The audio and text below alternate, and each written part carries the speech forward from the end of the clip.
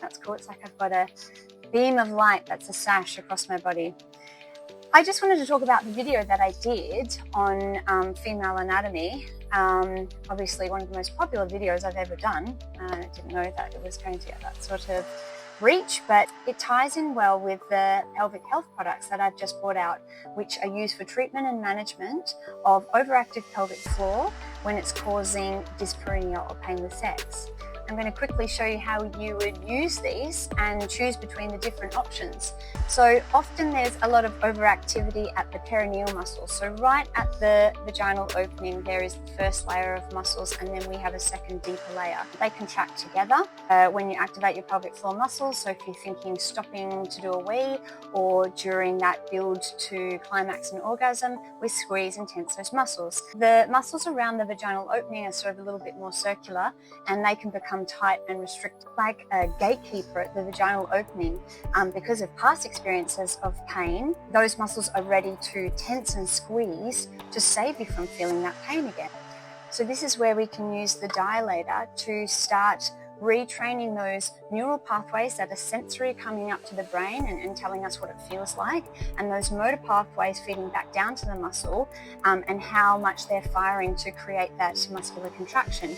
We can start at just that tactile response of feeling this is the dilator and it's going to sit at the vaginal opening, and just that sensory response, something that's small, you're controlling it, it's not noxious, so it's not painful, and start retraining the sensory receptors down at that tissue. And then we stop and we might do our breathing there, get used to that sensation, making sure it's not painful, and then we practice a squeeze around that dilator, and then the relax away is thinking about creating space, and that practice for the muscle to let go of tension, allow there to be space around, and that we don't have to react and guard. And this is how the dilators should be thought of. They're not a tool to force that stretch. There's something to get some sensation and then relax around. And then we have varying sizes. So we can start really little if we know we're starting right at the beginning and we have an increased sensation, maybe some vulvodynia, so pain even around the tissue a little bit more lateral and to the sides of where that vaginal opening is, and then we can come up until we get to this size 4, which is we're getting a little bit closer to making some changes, getting into the green zone, which is why I've made it green, and we might be actually moving a little bit further forward through the vaginal canal, and then still doing that breathing, and then still doing that squeeze relax, and then maybe some turning to address some different points in the muscle. And then we can move up to the size 5. So this size reflects more of the stretch, the elasticity that we would need in the tissue for penetrative intercourse to be comfortable. So if we're coming up to this, we're getting a little bit closer, more secure to try something intimate and to be a little bit more reassured that it's not going to be painful.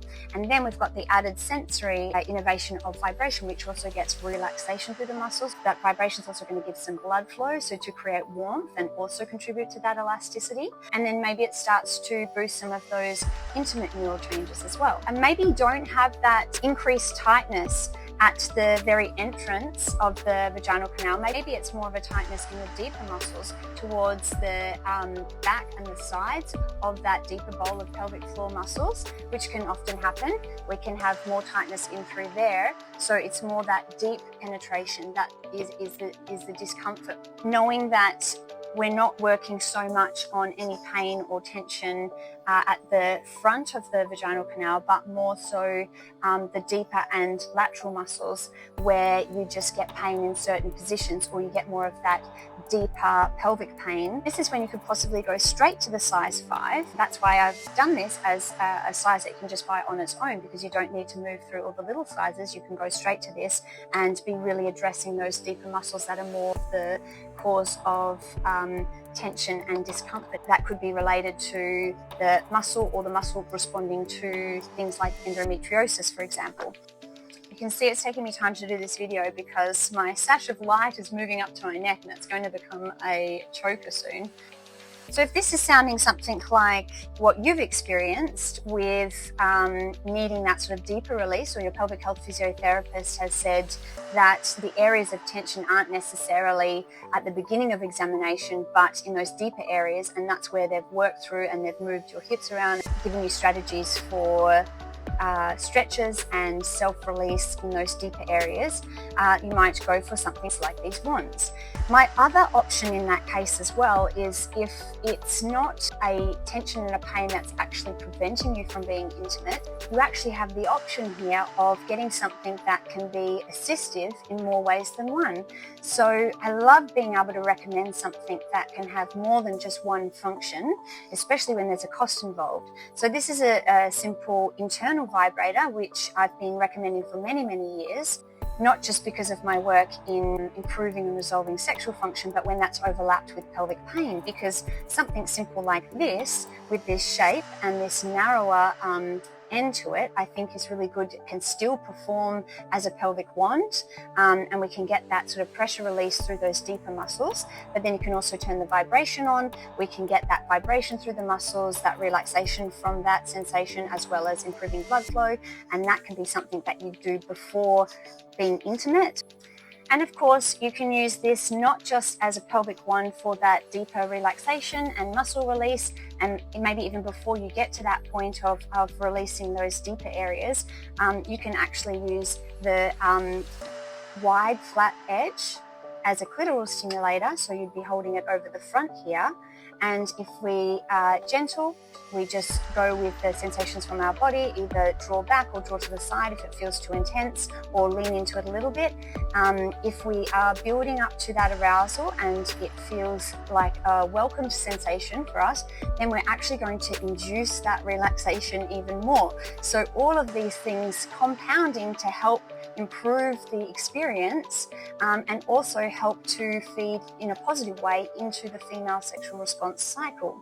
Therefore, we're more likely to get that build up and reach that point of orgasm and climax. My last little piece of advice, use a good lubricant, even if you are well hydrated and you don't have any hormonal issues, and especially if there are other scenarios where you do feel like you have trouble, the tissue has trouble producing its own natural hydration, or you're at that point in life where hormones are fluctuating a little bit. So I love the oil-based lubricants, and they are all safe with the silicone dilators, as well as water-based lubricants. The only thing you shouldn't really use on them are the silicone lubricants. This is my Peri balm, which is going to be backwards for you, but this is made in Western Australia, and we've got some great properties in here. Olive oil, sea buckthorn oil, which is really good for the health and nourishing the mucosal vaginal walls, as well as beeswax, which is antibacterial, antimicrobial, maintaining the health of that vulvovaginal area. But easy to apply when you're using silicone dilator. So if you've got the clean dilator, you can always dip that in, and only once, you wouldn't do it again. Otherwise, you can use your finger. I have a little bamboo paddle that comes with them as well, so you can use that to get some of the balm out, and you can spread it nice and widespread across the dilator, vibrator, and anything that's left over on your finger around that vulval area, and maybe just a little bit into the entrance of the vaginal canal, so everything's going to feel nice and comfortable and gliding. All right, last little caveat to my advice and education here is that you can't use an oil-based lubricant with latex condoms, because it renders the latex less effective, and it's not very nice with the texture of them either. So we have, coming to the pelvic health store, I'm going to put these up online soon, is a water-based lubricant by a brand called Frenchie, with some hydrating properties in it as well. It's a nice decent size too, so you're not going to run out of it too quickly, and that's perfect to use with the latex condoms. And I'm also going to put some latex condoms, which is by the same brand, Frenchie, up on the website. These are great because they are an ultra thin latex, so they're not going to interfere or impact too much on sensation, but also for the girls, they are coated in a hyaluronic acid, which is rehydrating and replenishing for vulvovaginal tissue.